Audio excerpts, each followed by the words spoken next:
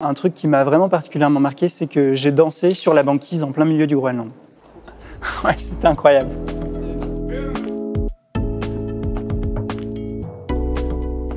Alors, je m'appelle Andreas Giesen, j'ai 28 ans, je suis danseur professionnel, modèle et comédien basé à Paris.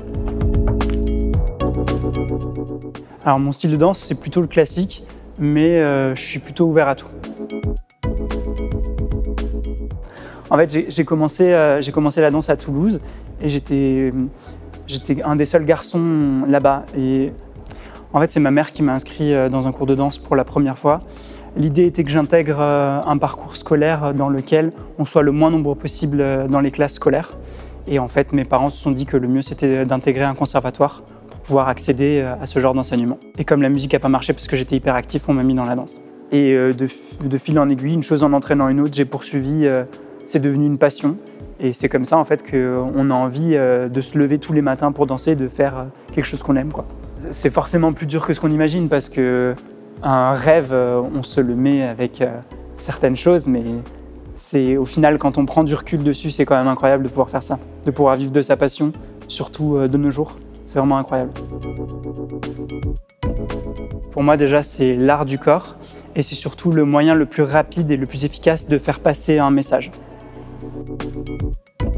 Alors mes inspirations, ça peut vraiment être n'importe quoi, je suis pas du tout fermé. Ça peut être le mouvement des animaux, la façon dont ils se déplacent ou n'importe quel texte qui peut me toucher. Ça va vraiment varier.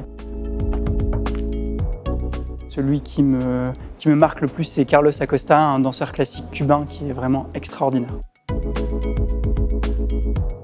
Alors j'ai pas vraiment un rituel particulier, mais mon moment favori, bien sûr, avant d'être sur scène et de kiffer sur scène, forcément, c'est le passage au make-up où je ferme les yeux, je me détends, je me laisse faire et c'est très agréable comme moment avant de justement rentrer dans l'arène. Alors le petit stress, je le gère surtout grâce aux danseurs qui sont autour de moi. J'essaie de prendre toutes les bonnes vibes qu'il y a autour de moi, de faire partie d'un tout et c'est comme ça que j'arrive à trouver le moyen de ne pas stresser. Enfin, il y a plein de choses, mais un truc qui m'a vraiment particulièrement marqué, c'est que j'ai dansé sur la banquise en plein milieu du Groenland. Je suis parti danser sur des bateaux de croisière pendant 6 mois et on a eu la chance de pouvoir aller dans des contrées quasi inexplorées et de pouvoir mettre le pied sur la banquise et je me suis fait un petit kiff, j'ai dansé là-bas. Ouais, c'était incroyable. Après, c'était pas non plus la meilleure danse, quoi, mais c'était agréable de pouvoir danser dans un espace quasiment pas touché par l'humain avec un air tellement frais et tellement pur, c'était incroyable.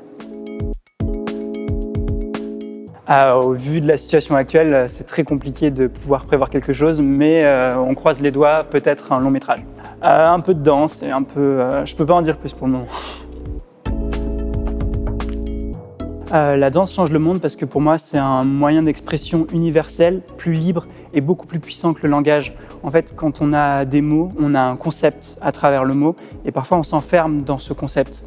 Alors qu'avec la danse, il n'y a pas de concept, on essaie de faire passer librement un message et puis tout le monde est capable de danser. Tout le monde danse, tout le monde se comprend. Alors j'essaie de montrer que c'est facile et que c'est très satisfaisant de maîtriser son corps, même si j'avoue, c'est pas si simple. En cas de coup de mou, j'essaie en fait de repenser aux meilleurs moments que j'ai pu passer sur scène, notamment la toute première fois que je suis monté sur scène en tant que danseur professionnel. Ma première fois sur scène, c'était au Polish National Ballet à Varsovie pour le ballet La Belle au bois dormant, donc un classique. J'ai pas fait grand chose parce que forcément c'était le début, mais c'était déjà incroyable pour moi. Et je me dis, je m'accroche à ça, je me dis, tu vas pouvoir revivre tous ces instants, donc c'est difficile, mais ça vaut vraiment le coup. Alors en scène, en fait, c'est comme si tous mes sens étaient exacerbés. J'arrive à ressentir la chaleur des projecteurs, la puissance de l'orchestre, la tension dans la salle, et c'est vraiment très grisant comme sensation.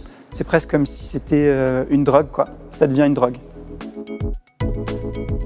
Je pense que c'est très important qu'on arrive à ouvrir tous les lieux de culture le plus rapidement possible, parce qu'on est en train de perdre une génération d'artistes, que ce soit la danse, que ce soit la musique, les comédiens. C'est une partie essentielle du patrimoine français.